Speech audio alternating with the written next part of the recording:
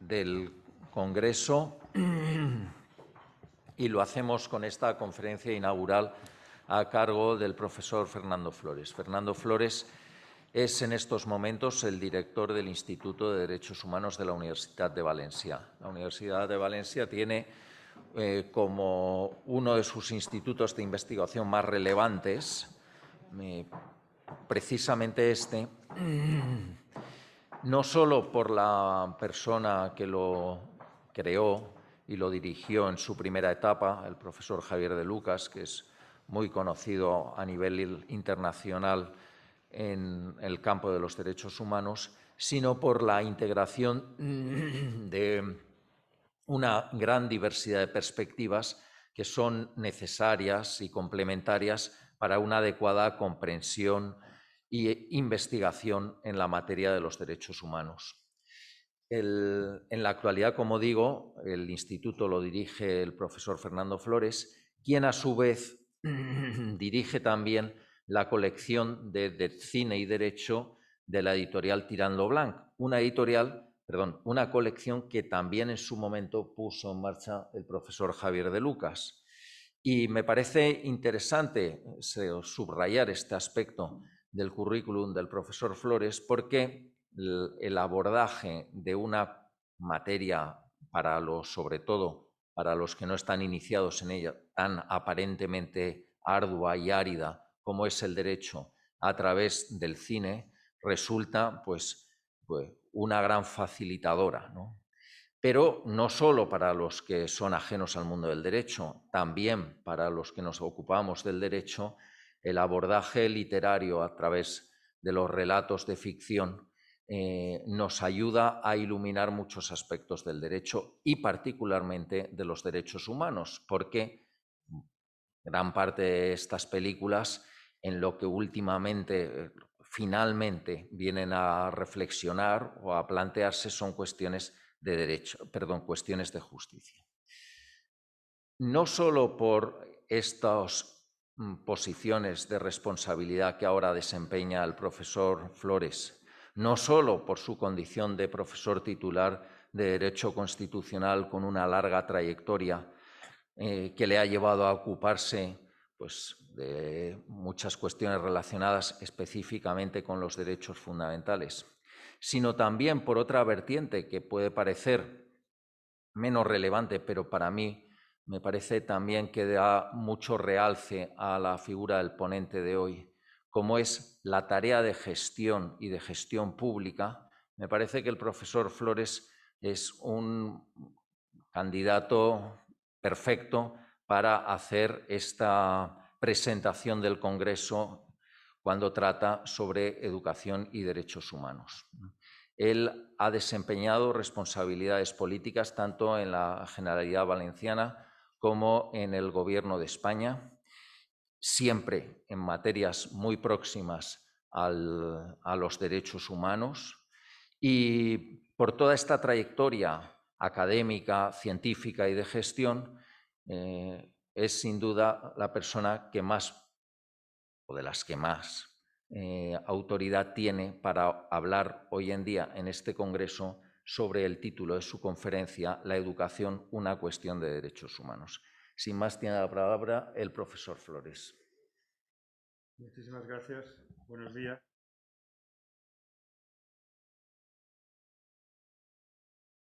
Prieto. Vale, pues buenos días. De nuevo, muchísimas gracias a todos. Se oye. Buenos días a todas. Agradecer a la Fundación Mainel, a su presidente Jorge Sebastián. De verdad que es un honor estar para mí esta mañana aquí en el Ilustre Colegio de Abogados de Valencia. También a quien agradezco que se nos acoja, a Vicente Belver por la presentación, a todos los asistentes por estar aquí, a los que nos siguen vía online. Existe una íntima relación entre la educación y los derechos humanos, ya se ha dicho aquí. Y además lo explicaba de forma brillante hace unos días el profesor Vicente Belver en un artículo publicado en Las Provincias, un artículo de prensa titulado Sin derechos humanos no hay educación. Son dos conceptos que se abrazan. La educación es un derecho humano y los derechos humanos deben ser objeto prioritario de la educación. Yo creo que el primero de los filósofos que de forma ordenada puso en relación educación y derechos fue Rousseau, y lo hizo más o menos así. Hablemos de vos, Emilio. Aspiráis al estado de esposo y padre, pero habéis pensado en vuestras obligaciones. Haciéndoos cabeza de familia os vais a hacer miembro del Estado. ¿Y qué es ser miembro del Estado? ¿Lo sabéis? Habéis estudiado vuestras obligaciones de hombre, pero conocéis las de ciudadano.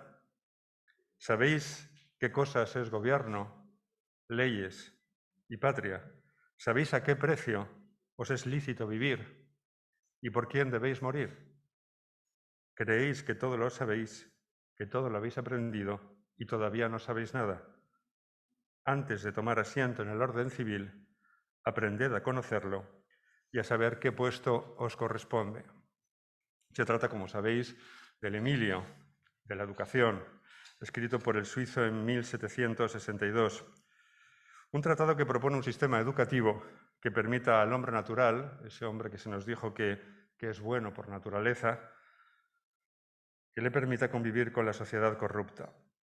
Nos encontramos en el nacimiento de la Ilustración y en el contexto de las revoluciones liberales, es decir, en el comienzo del camino de la razón, de lo que se llamó la razón, ese camino que nos ha traído a lo que hoy conocemos como derechos humanos.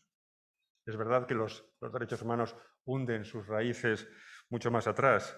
Sin duda encontramos sus fundamentos, por ejemplo, en el Shylock del Mercader de Venecia, de Shakespeare, en el siglo XVII, en el Tratado de la Justicia de Santo Tomás de Aquino, en el siglo XIII, o en el Alegato de Antígona ante Creonte, de Sófocles, en el siglo V a.C. Pero los derechos, tal y como los entendemos hoy, encuentran su fuente más cercana en la Ilustración. Haciendo una lectura contemporánea del Emilio, Rousseau lo que nos dice es que más allá de lo que debemos aprender como personas en nuestra esfera privada, hay cosas fuera de ella.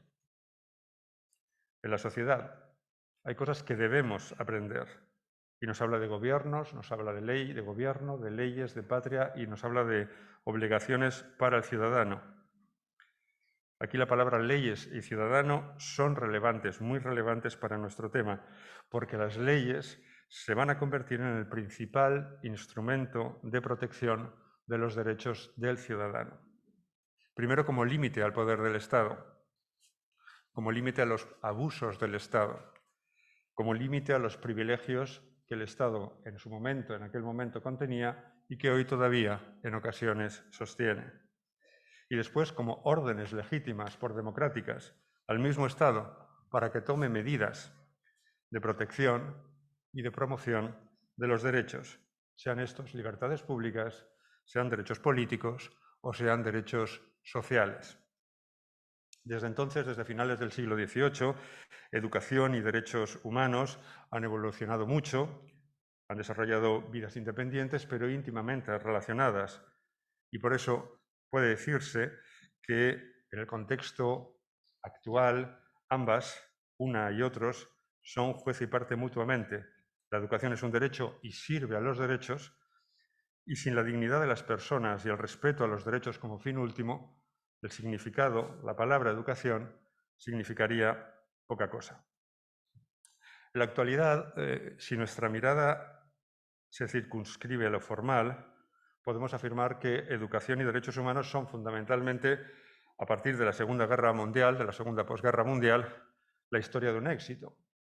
Fíjense, no hay tratado internacional de derechos humanos que tenga una cierta relevancia que no hable de la educación y de sus fines. En el ámbito universal tenemos la Declaración Universal de los Derechos Humanos, en el artículo 26, el Pacto de Derechos Económicos, Sociales y Culturales, en el 13, el Pacto de Derechos Civiles y Políticos, en el 18, la Constitución de la UNESCO, que se inaugura con un artículo 1 hablando de lo mismo, el Convenio de los Derechos del Niño, y podíamos seguir relatando normas de carácter internacional del ámbito de Naciones Unidas que incorporan la educación y los derechos humanos como aspectos centrales del mismo. En Europa, la Unión Europea, en la Carta de Derechos Fundamentales, el artículo 14, y el Consejo de Europa no lo incorporan en la Convención pero sí existe una resolución del Consejo de Ministros muy importante sobre educación y derechos humanos. Más de lo mismo, entonces. Y tenemos el ámbito interno, el artículo 27, nuestro maravilloso artículo 27 de la Constitución española, casi la puerta con la que se cerró, la última puerta con la que se cerró el acuerdo. A lo mejor era el acuerdo posible. Y las leyes de desarrollo que contienen el ámbito de la educación, las autonómicas y las estatales, si las miramos, todas ellas hablan de la educación relacionada con los derechos humanos. En resumen, este acervo normativo, ¿qué es lo que contiene? En primer lugar, reconoce el derecho a la educación. En segundo lugar, establece lo que ella tiene por objeto. En lo individual, el pleno desarrollo de la personalidad, el sentido de la propia dignidad y el fortalecimiento del respeto a los derechos y a las libertades fundamentales. En lo colectivo, la paz, la seguridad y la cooperación entre naciones. Y además, se atribuye a los padres el derecho a escoger la educación que quieren para sus hijos. De modo que, por normativa en relación con educación y derechos humanos, no será. Por normativa de carácter general, no será. Si además ahora incorporamos los ODS y el objetivo 4, garantizar una educación inclusiva, equitativa y de calidad y promover oportunidades de aprendizaje durante toda la vida para todos, podemos concluir que educación y derechos humanos son dos cuestiones que, estrechamente vinculadas, están muy presentes en las instituciones públicas. Ahora bien, ahora llego aquí a lo que voy a decir yo, tratando de no adelantarme a cosas que creo que se van a decir mucho más interesantes a lo largo del Congreso. Si más allá de lo formal, nuestra mirada se fija en lo sustantivo, en parte de lo sustantivo al menos, surgen preguntas relacionadas con lo material, con la aplicación real de las ideas que estas normas enuncian de una manera tan clara. Y claro, nos preguntamos, o yo me pregunto, ¿para qué ha servido y sirve la educación, el conocimiento y la cultura? ¿Cumple sus fines realmente? Los fines que se describen en las normas como alcanzar el pleno desarrollo de la personalidad, el sentido de la propia dignidad y la protección y la defensa y el fortalecimiento del respeto a los derechos y las libertades fundamentales. ¿Hablamos de memoria o realmente hacemos una evaluación de la enseñanza de las humanidades, de la educación de derechos, de la utilidad de lo inútil que diría Nuccio Ordine? Yo creo que buscar la respuesta a estas preguntas, por lo menos para mí, aunque no se hallan de forma clara, yo no las encuentro de forma clara, sí que pueden ayudarnos a enfrentar mejor el cómo debemos hoy fortalecer la cultura, el conocimiento y la dignidad humana, que es la realización de los derechos. Hay un libro llamado La barbarie de la ignorancia, quizás lo conocen, que recoge una conversación riquísima de George Steiner. El interlocutor que saca oro de esa mina, que es Steiner, es el periodista Antoine Speer. En un momento de la charla, Steiner se pregunta: ¿por qué las humanidades y las ciencias no nos han proporcionado ninguna protección ante lo inhumano? Y recuerda a Jefferson, que dijo: nunca más se quemarán libros. Y recuerda a Voltaire, que dijo: no habrá más torturas judiciales en Europa. Toda una serie de promesas racionales, ilustradas, absolutamente razonables. Y a pesar de los problemas, obviamente el siglo XIX, más tarde, es un siglo problemático, en él tuvimos progreso, confianza, la seguridad, esa seguridad de la que habla Stefan Zweig en El mundo de ayer, al comienzo, cuando habla de su Viena próspera, de su Viena culta, de la que va a tener que huir poco tiempo después. Porque después llega el horror. Llegan las dos guerras mundiales, ¿no? Después de Zweig. Antes de Zweig ya había una y después hubo otra. Bueno, él se suicidó durante la segunda. Verdún en la Primera Guerra Mundial y todo lo que sabemos. Auschwitz, Treblinka y todo lo que sabemos en la segunda, los gulags. Speer apunta entonces: sabemos desde entonces que es posible leer a Goethe o a Rilke, disfrutar de un pasaje de Bach o de Schubert, al mismo tiempo que hacemos pasar a los hombres a mejor vida. Y Steiner afirma: Ni la gran lectura, ni la música, ni el arte han podido impedir la barbarie total. Y hay que dar un paso más. Han sido a menudo el argumento, el ornamento de esa barbarie. Entonces ambos se preguntan, ¿por qué la cultura o la educación no impidió nada? Me viene, cuando repasaba esto y hacía la conferencia, me vino a la mente la película, me alegro de que haya comentado, porque así dirán, entonces tiene sentido lo que ha dicho Vicente, la película de La lengua de las mariposas, saben, de José Luis Cuerda, con guión de Rafael Azcona a partir de unos cuentos de Manuel Rivas. Y me viene a la mente, claro, su protagonista, don Gregorio, del que el propio Vicente habla en el artículo que comentaba al principio. Don Gregorio, supongo que se acordarán de la película, la conocerán, interpretado por Fernando Fernán Gómez, es el maestro del pueblo, a quien en un momento de la película vecinos y alcalde agasajan, diciendo, por lo que año tras año ha hecho por nuestros hijos, prepararles para la vida y, sobre todo, forjarlos como ciudadanos. Al final de la historia, don Gregorio acaba insultado y humillado hacia una camioneta en dirección al paredón, mientras los niños que habían sido sus alumnos le lanzan piedras. ¿Por qué la cultura, la educación, no impidió nada? Quizás lo que sucede es lo que defendía el novelista Arthur Koestler y el propio Steiner, y es que quizá es cierto eso de que el ser humano alberga una parte racional, ética, todavía reducida, y una parte bestial, territorial, llena de temores, irracionalidades e instintos asesinos, y que a la primera todavía le quedan muchos años, miles de años, de evolución moral para desequilibrar de forma definitiva a la segunda. Sea esta u otra la explicación, los hechos sobre los que se proyecta, las grandes atrocidades, las grandes vulneraciones de derechos humanos, no solo son reales, sino que son reales también las posibilidades de que se vuelvan a repetir. Y de nuevo entonces volvemos a la educación. ¿Qué hace, qué puede hacer la educación al respecto?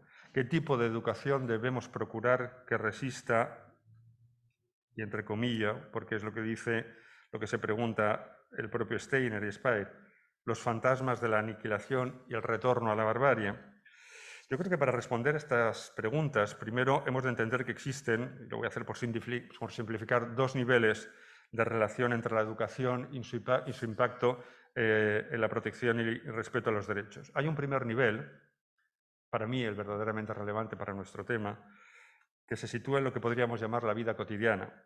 Esta es la que acontece en momentos de paz, por decirlo así, de equilibrio social, aunque esa paz y ese equilibrio social sea problemático, o muy problemático incluso. Es lo que vivimos hoy, aquí en España, en Europa.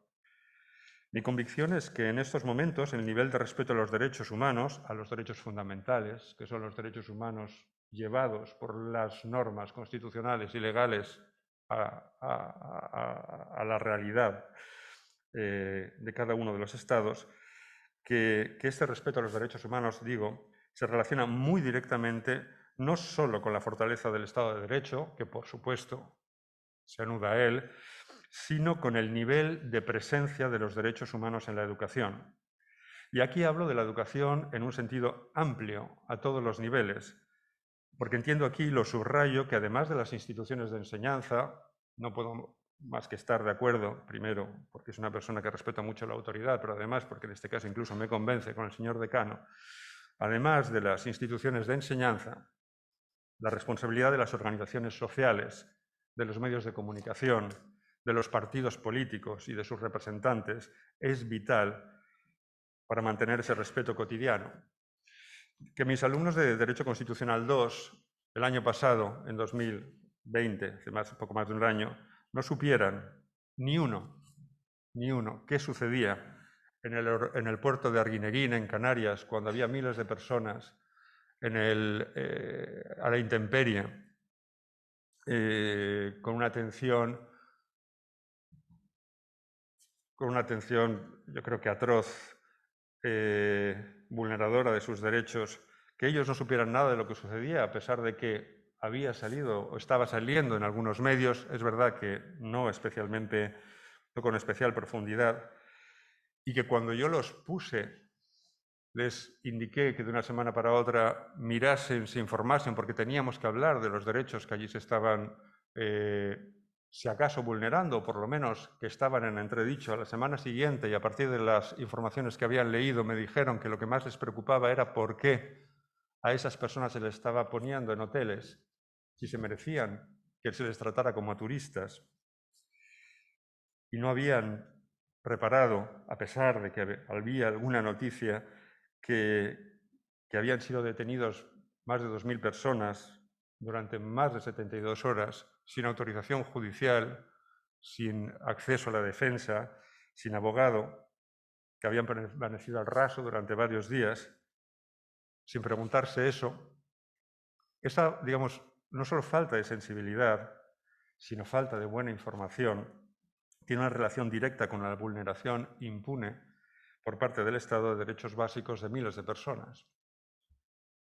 Que los partidos políticos, es otro tema, hayan impedido cada uno en su comunidad autónoma que prospere cualquier comisión de investigación sobre la gravedad de lo ocurrido en algunas residencias de ancianos durante la pandemia, tiene una relación directa con la vulneración de los derechos fundamentales, del derecho a la vida, del derecho a no sufrir tratos inhumanos y degradantes, del derecho a la salud sin discriminación, de miles de personas de edad avanzada.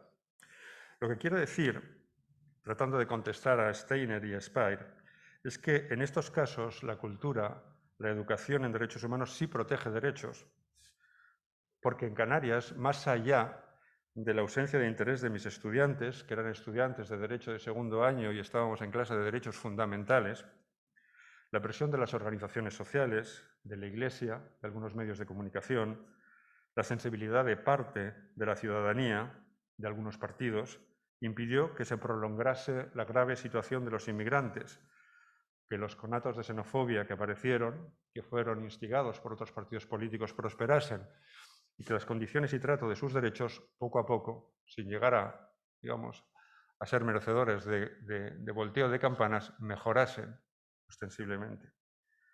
Y porque a pesar de la puesta de perfil de partidos políticos respecto a lo de las personas mayores en residencias durante la pandemia, quizás acabe sucediendo lo mismo en el sentido de que la presión de la ciudadanía, de parte de la ciudadanía, de algunos medios de comunicación, muy pocos, de organizaciones cívicas, todo esto puede acabar dando lugar a una investigación seria para que allí donde se han producido vulneraciones de graves derechos en las residencias, bien porque en las residencias se han cometido errores vulneradores de derechos, bien porque las instituciones no han cumplido su responsabilidad, pues se lleven a cabo, por lo menos, investigaciones, juicios justos y, en su caso, reparaciones adecuadas. En estos casos, y en muchos otros que podríamos comentar, estamos hablando del primer nivel que les decía de posible o de vulneración o de discusión sobre la relación entre la educación y los derechos humanos. En estos casos, la sensibilidad social, el ejercicio del derecho humano de asociación, las organizaciones cívicas, de asistencia jurídica, por la implicación de los abogados y las abogadas, de la información veraz, cuando existe, y del conocimiento de las leyes que defienden esos derechos, relación entre educación y derechos humanos, todo eso da lugar a una mejor protección de estos.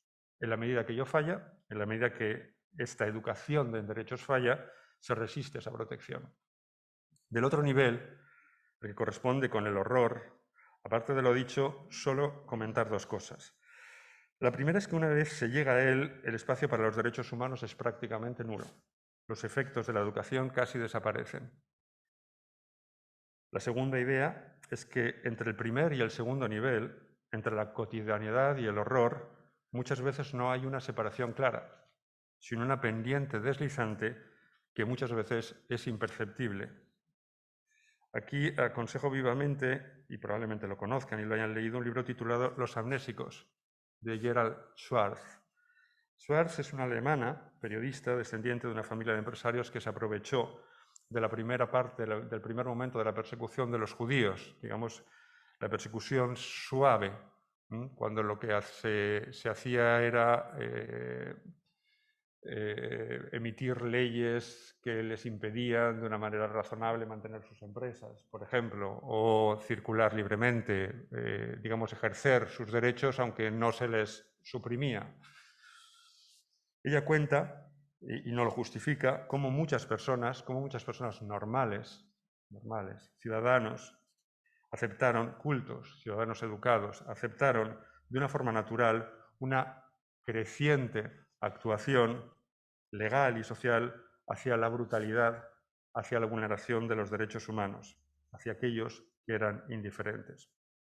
La educación en derechos, de nuevo, a todos los niveles, tiene una enorme responsabilidad en evitar que la sociedad se precipite del primer nivel al segundo nivel. Lo ha comentado el profesor, el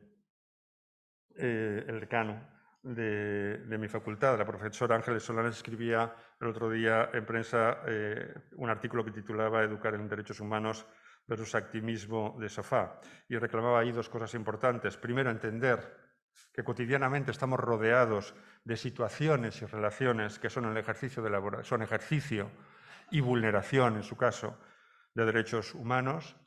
Es decir, cuando hablamos de vivienda, cuando hablamos de trabajo, cuando hablamos de cualquier tipo de discriminación, cuando hablamos del paro, cuando hablamos de información, cuando hablamos de desinformación, estamos hablando de derechos humanos. Estos son derechos humanos.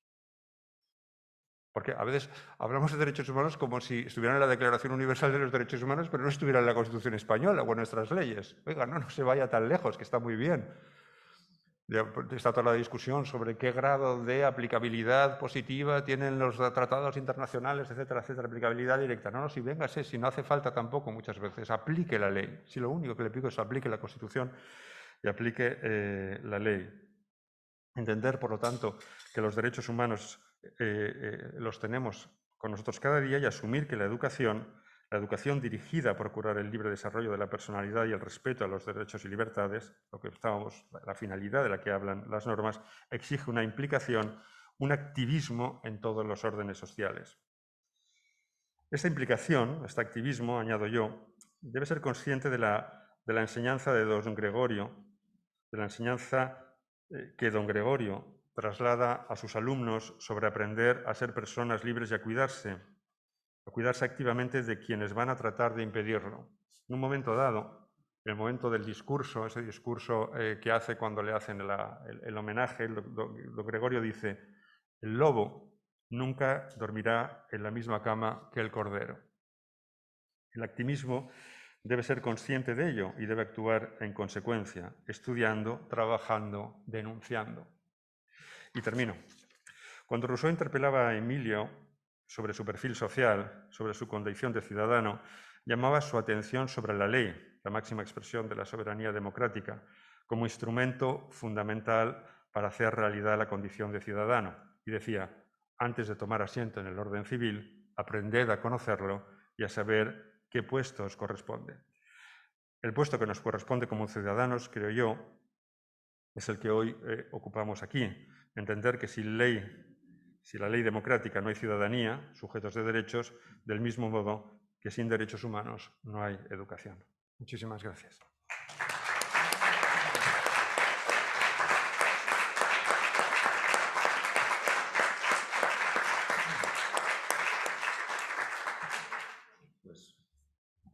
Muchas gracias, Fernando, por tu clarísima y sugerente exposición. Y a partir de ahora se abre un turno de intervenciones por parte del público, el público físicamente presente en la sala y también el público mucho más numeroso, 80 personas en este momento, que nos sigue a través de del Zoom. Jorge.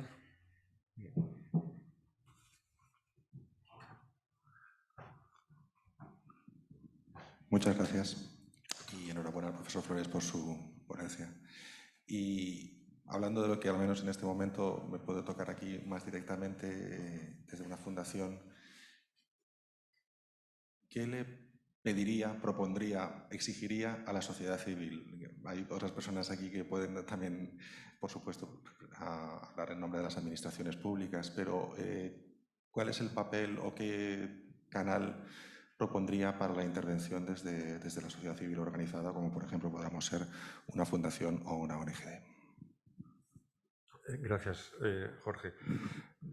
Yo lo que le pido a la sociedad civil es que se comporte como sociedad civil, y lo que le pido a la sociedad y por lo que creo que tenemos que trabajar, y este es un acto en esa dirección, es para que la sociedad civil, para que la sociedad se organice como lo que llamamos sociedad civil, yo creo que toda la sociedad es civil, pero bueno, se organice precisamente, se organice activamente, precisamente para y conscientemente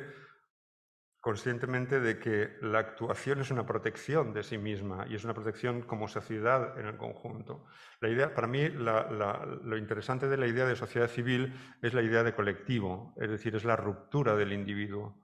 Es decir, la ruptura del individuo, que evidentemente no quiero un individuo roto, yo soy además un liberal de convicción, la ruptura del individuo como individuo que no atiende a la sociedad.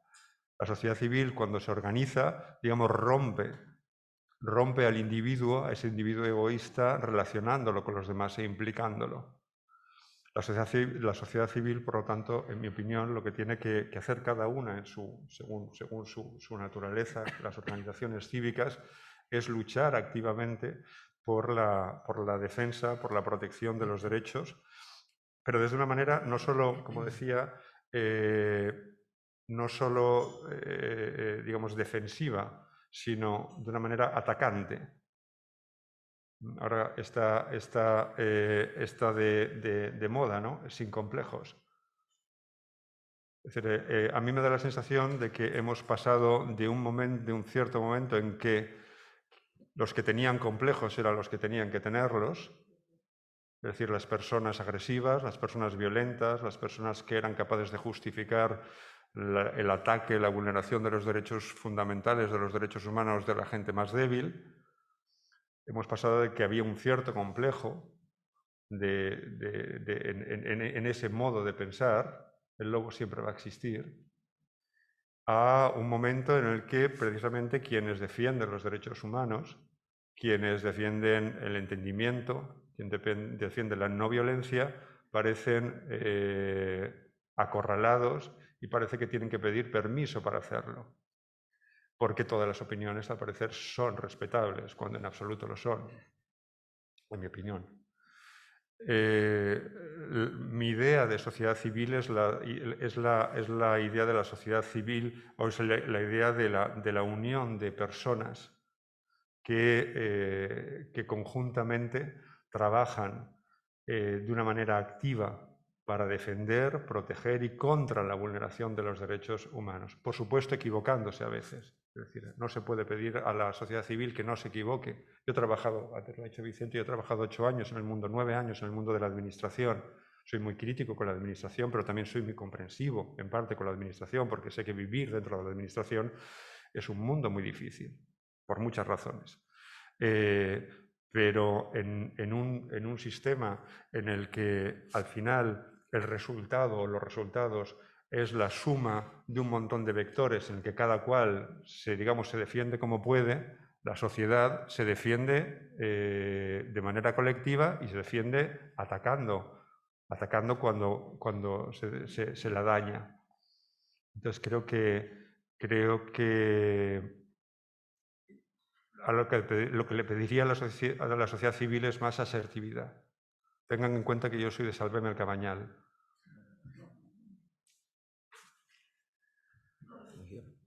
Miguel Ángel.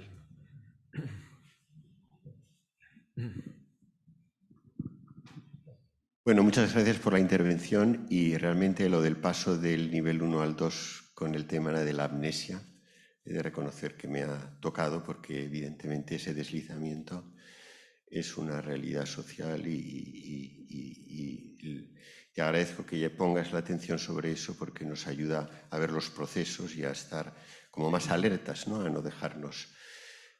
Pero mi pregunta era más bien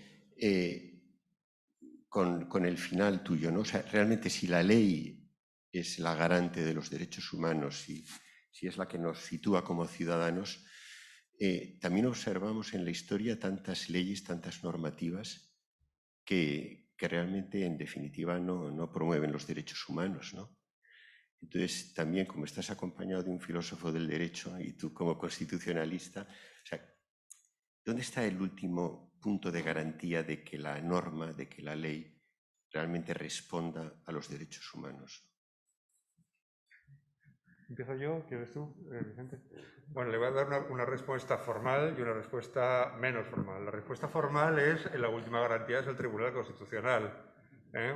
Si la ley es inconstitucional, usted dirá, de este Tribunal Constitucional, y entonces yo haré así con la cabecera, de este y de, bueno, digamos, el Estado de Derecho tiene unas reglas y unas instituciones que tratan de organizar una manera de vivir en relación con las normas. No todos estamos de acuerdo con las normas, hay muchas normas, pero no solo con las normas, con la Constitución. A mí a veces me preguntan sobre el tema de la educación de los derechos y me dicen, no, es que yo hay determinadas cosas que no enseñaría y yo soy republicano y enseño la corona y no hablo mal de la corona, yo sencillamente explico la corona. Y yo creo que, en primer lugar, lo que debemos de tener muy presente es que el Estado de Derecho, el sistema institucional, el fortalecimiento institucional es muy importante, siempre. Pero eso, efectivamente, ahí tiene toda la razón, y voy a la segunda parte, no debe hacernos perder que muchas veces la ley, las instituciones, sabemos qué fuerzas las mueven en determinados momentos y la pregunta es si tenemos que aceptar de una manera, digamos, neutra o pacífica no en el sentido de violencia, sino sin reacción, determinadas decisiones que están en principio, digamos, sostenidas por toda esa estructura institucional, porque se han realizado a través de los procedimientos. Hay un libro, ya que se ha citado, y yo no lo he citado, lo voy a citar ahora, de Javier de Lucas, que se llama Decir no. Lo sacó hace 1 año y medio o 2. Es un libro, yo creo que excelente. Creo que ha tenido la mala suerte de publicarse. Lo íbamos a presentar, creo que en marzo o en abril, y sencillamente no pudimos hacerlo por razones obvias, al principio de la pandemia. Pero se hace la pregunta, porque el decir no es, bueno, ¿cuándo la desobediencia? La desobediencia en el sentido de cuándo la reclamación fuerte contra las leyes. Y recoge algunas ideas que yo creo que son interesantes. En primer lugar, vuelve a recordarnos lo que es la desobediencia civil en su sentido primero, y es el hecho de, en sociedades democráticas, o por lo menos con un nivel de democracia aceptable, y es que la desobediencia civil implica la aceptación, es decir, no estás tratando de romper el sistema, sino que estás tratando de romper o de reivindicar de una manera fuerte que determinada decisión no es ética, no es moral, incluso aunque lo parezca desde el punto de vista procedimental.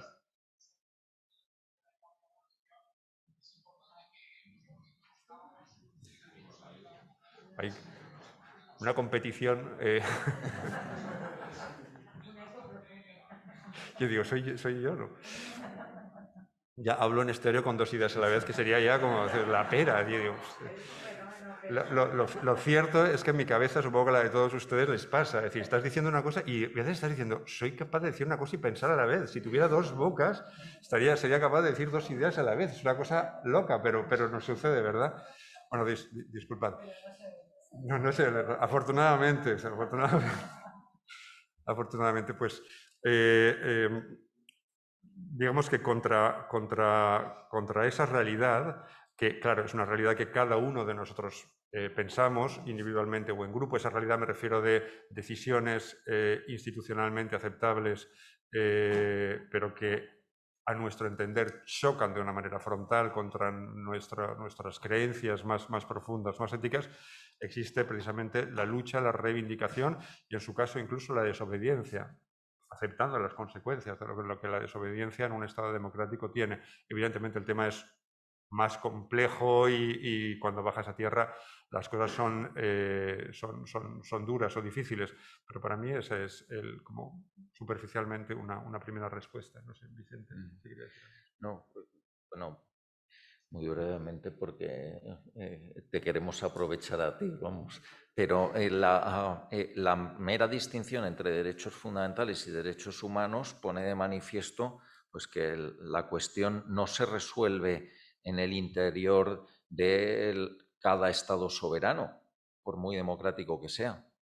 Está la instancia de los derechos fundamentales, que afortunadamente en los Estados democráticos, por lo general, pues, contienen garantías que protegen bienes esenciales para las personas, pero en ocasiones, pues, incluso en Estados democráticos, se pueden consagrar normas que sean contrarias a los derechos humanos, aunque tengan todo el respaldo de un tribunal constitucional que no las haya declarado inconstitucionales, ¿no? Entonces, ahí está la dimensión de la validez y está la dimensión de la legitimidad. Y la legitimidad, pues, se puede buscar en la esfera internacional, porque los derechos humanos nos hablan pues, del reconocimiento de unas garantías en el ámbito internacional, y por tanto también tienen un carácter hasta cierto punto que puede ser formal, ¿no? Pero también nos remiten a una ultimísima instancia en la que necesariamente todos apoyamos nuestras últimas demandas, que es la justicia. La justicia nos remite a la ética y a un debate que es muy apasionante, pero muy difícil, porque evidentemente concepciones éticas no hay una única compartida, sino que hay una diversidad. Y ahí está el juego. Si somos capaces de entendernos desde una pluralidad de concepciones éticas, si somos capaces de encontrar, en consecuencia, un territorio común compartido, o si únicamente cabe pues, consensos estratégicos, ¿no? Precisamente Bobbio, ¿no? Lo estudiamos todos en la facultad en su momento, venía a decir que, bueno, tampoco hace falta preocuparse tanto de la fundamentación de los derechos humanos cuando ya tenemos un punto de partida reconocido por todos, como es la Declaración Universal, ¿no? Pero lo cierto es que el desarrollo de esa declaración a través de los pactos y de tantos otros instrumentos, ¿no? que se han ido aprobando en el seno de Naciones Unidas o a escala regional, pues no es tan evidente que no requiera de esa fundamentación, porque el alcance, la interpretación de los derechos varía sustancialmente dependiendo de la fundamentación a la que invoquemos, ¿no? Entonces, ese discurso no se puede omitir y no se puede omitir tampoco en el plano de la educación. Y ese discurso, que es imprescindible incorporarlo en la educación en derechos humanos, le da mayor complejidad, pero también más riqueza. No sé si lo compartirá. Sí. Adelante. Si puede.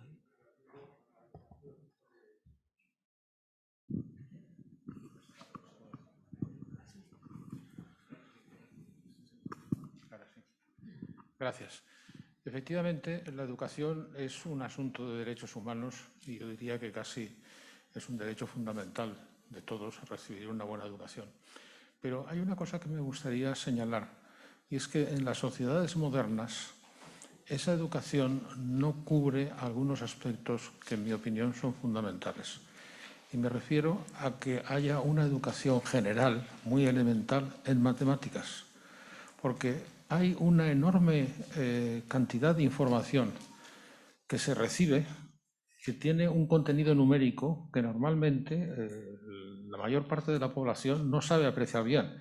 Ya sé que estoy haciendo un comentario en un lugar como este, que es el Colegio de Abogados, pero realmente el no ser capaz de captar las informaciones que tienen contenido matemático, por muy elemental que sea, eso es algo que es una agresión literal a la ciudadanía.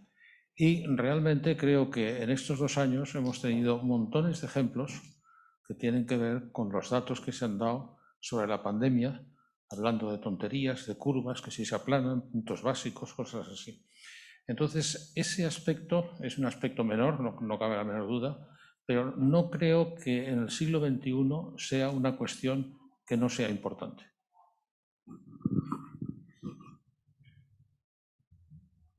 Estoy totalmente de acuerdo en que... Como comentario añadido, perdón. quería decir que en la reforma educativa que se planea en España, en el bachillerato hay 6 asignaturas fundamentales y ninguna de ellas es unas matemáticas generales.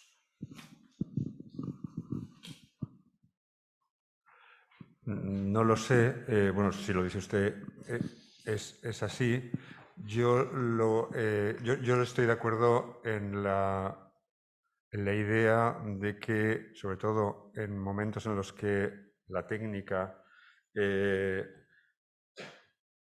es fuente importantísima de la información que recibimos, los ciudadanos deberíamos de saber, de ser capaces de interpretar precisamente los números o la información que está basada en esas fuentes técnicas. Pero fíjese lo que le digo. Si usted aprecia esa falta, digamos, de formación en los ciudadanos en relación con ese tipo de cosas, imagínese qué problema tenemos en relación con el mundo del derecho, de la Constitución, de las instituciones, sencillamente no existen. Sencillamente, lo ha comentado el decano, sencillamente no existen. No existe una educación de derechos, se habla de la transversalidad siempre, que se enseña de manera transversal. Cuando le digan que algo se enseña de manera transversal, es como si le dijeran, muérase. Es decir, nadie queremos ser transversales. Queremos ser transversales además de sustantivos. Hablemos de nosotros y después yo ya me transversalizaré, no se preocupe. En el caso del mundo constitucional, por ejemplo, del mundo del derecho básico, pero no constitucional porque yo soy constitucionalista, sino a mí me alucina que los estudiantes puedan llegar a la universidad sin saber sin saber las instituciones básicas. Porque ya no es... La cuestión es, y tiene usted toda la razón, cómo me gustaría que un porcentaje de ciudadanos razonable pudiera entender lo que determinado ministro, determinada ministra, en un momento determinado les está diciendo, diputado, diputada, pero daría un paso atrás, iría un paso antes y diría, ¿cómo me gustaría saber que supieran qué es esa persona y qué es lo que representa esa diputada? ¿O qué representa ese ministro? ¿O qué posición ocupa en la sociedad en la que estoy viviendo? Porque de lo que se trata, es decir, la visión que yo defiendo o mi preocupación tiene que ver precisamente con una cuestión con qué ocupa esa persona en una sociedad en la que yo vivo, de la que formo parte y de la que no soy un espécimen único que va bamboleando para arriba y para abajo como si no tuviera relación con los demás.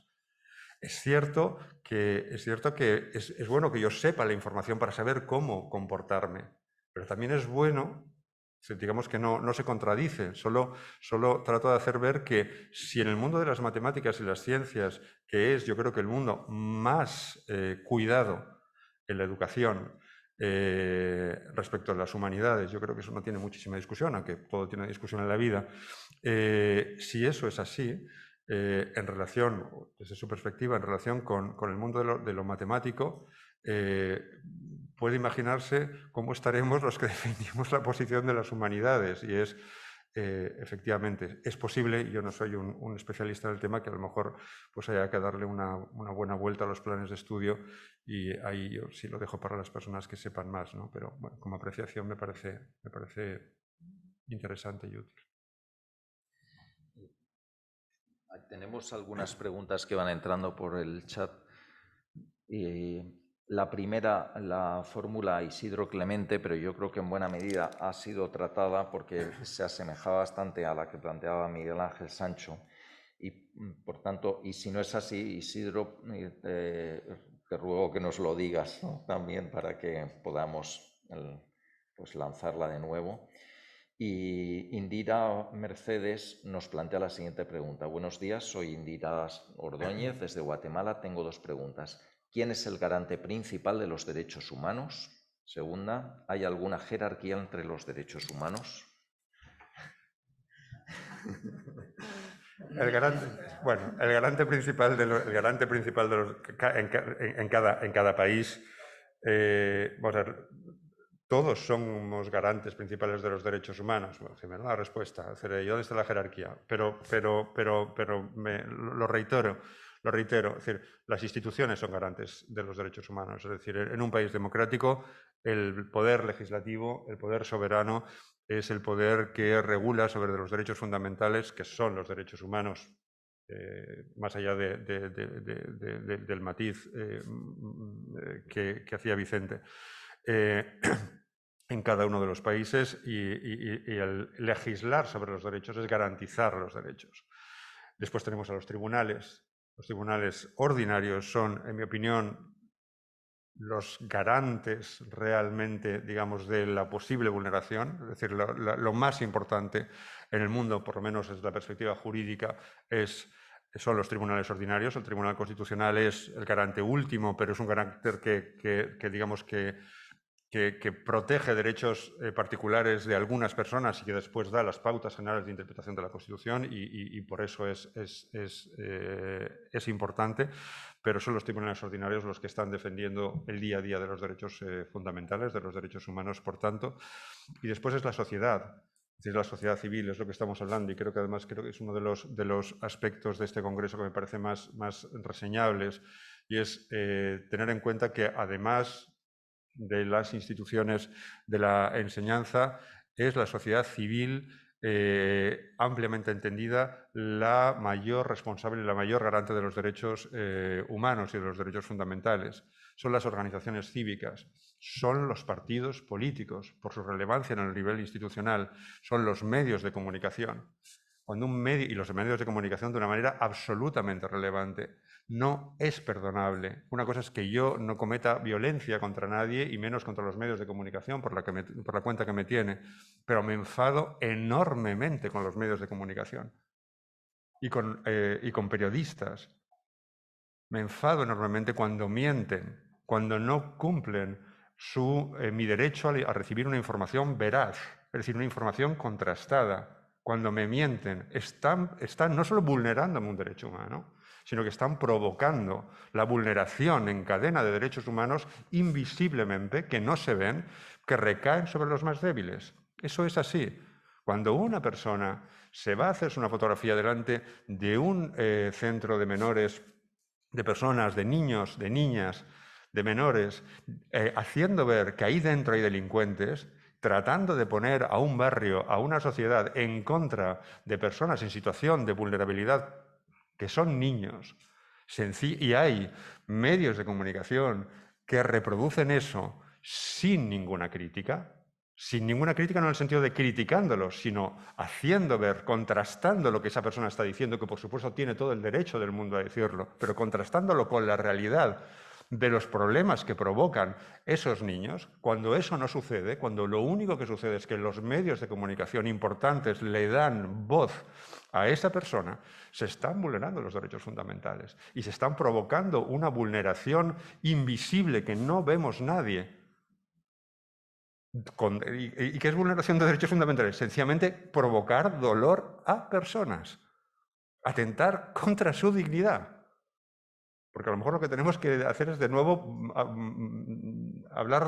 cambiar las palabras otra vez. ¿Qué es vulnerar derechos fundamentales? Es joder al personal. Hacerle daño profundamente, porque los derechos fundamentales son aquellas partes digamos, de nuestro actuar o de nuestra situación, de nuestra vida, que si son afectados implican una afectación la más dura sobre lo que es nuestra vida, nuestra dignidad. La dignidad es la suma, es la realización de nuestros derechos humanos. Por lo tanto, la jerarquización es una jerarquización, diría, inestable, por decirlo así, depende de cada país. Guatemala creo que es una situación diferente, además. En Guatemala, como en México, los medios de comunicación, la prensa es perseguida y es asesinada. Es mucho más difícil la situación en unos sitios que en otros, ¿no? Pero bueno, mi planteamiento sería ese. ¿Y sería otra que era la de...? La jerarquía. En mi opinión, los derechos humanos, vamos a ver, los derechos humanos no tienen jerarquía. Después, las normas de cada uno de los países, las constituciones, organizan o estructuran los derechos fundamentales y les atribuyen sistemas de garantías que nos dan a entender que sí que hay una jerarquización a la hora de su protección o de su efectividad. Sucede con los derechos sociales en relación con los derechos individuales y los derechos políticos. En España los derechos sociales, no a todos, el derecho a la educación, aunque es un derecho social, se incorpora en el título segundo, en la sección primera del capítulo segundo, el título primero de la Constitución, y tiene digamos, a su disposición todo el sistema de garantías de protección de la Constitución. Sin embargo, otros derechos considerados sociales, por la Declaración Universal de los Derechos Humanos, por los pactos, etcétera, están en el capítulo tercero y nuestra Constitución habla de ellos como principios rectores de la política social y económica. Y el Tribunal Constitucional, y hay una discusión sobre el alcance y la efectividad de los derechos sociales, lo que dice es que bueno, los derechos sociales son efectivos en la medida en que existe una ley que los desarrolla. Es decir, deja en manos del legislador y por lo tanto el legislador tiene una capacidad más amplia de decidir sobre su contenido, ¿no? Pero como derechos humanos, yo le pregunté, yo hace unos años le preguntaba, hacía una especie de encuesta de estas muy de ir por casa y a toda la gente que ahí estamos un rato, café y tal, y yo digo, oye, una pregunta absurda. Si tú tuvieras que elegir 3 derechos en tu vida, 3 derechos, que no fuera la vida, ¿qué derechos dirías que no me quiten? Mi padre es un señor de derechas, un señor estupendo, que quiero muchísimo, es un señor de derechas. Y mi padre me dijo, recuerdo, y creo que se puede no generalizar del todo, pero sí. Mi padre me dijo, la religión, creer en lo que yo quiero y que se respete a mis creencias, a la Iglesia, para mi padre eso es muy importante. Y me dijo la vivienda, para tener un sitio donde criar a mis hijos, y el trabajo, que es lo que me ha dado la capacidad de tener una solvencia económica. Y después dijo, y la educación, porque lo que quiero es que mis... Y entonces yo le dije a mi padre, pues vaya, de los 4, 3 derechos de los que reclamas son sociales. Y dice, bueno, ¿y la salud? Y yo, pues 4. Es decir, digamos que no puedo defender una jerarquía mayor de los derechos civiles y políticos sobre los derechos sociales, aunque normativamente pueda existir una diferente protección, porque cuando veo al personal, la mayor parte de los ciudadanos prefieren una vivienda digna, un trabajo también digno, un acceso a la salud, antes que incluso que la libertad de expresión, la posibilidad de irse y manifestarse, incluso la información, prefieren el entretenimiento. Entonces, si me atengo a eso, me resulta difícil jerarquizarlos, no los jerarquizaría. Muchas gracias, Fernando, por las respuestas a las preguntas y por la conferencia. Ha sido muy interesante, nos hemos excedido del tiempo que teníamos asignado.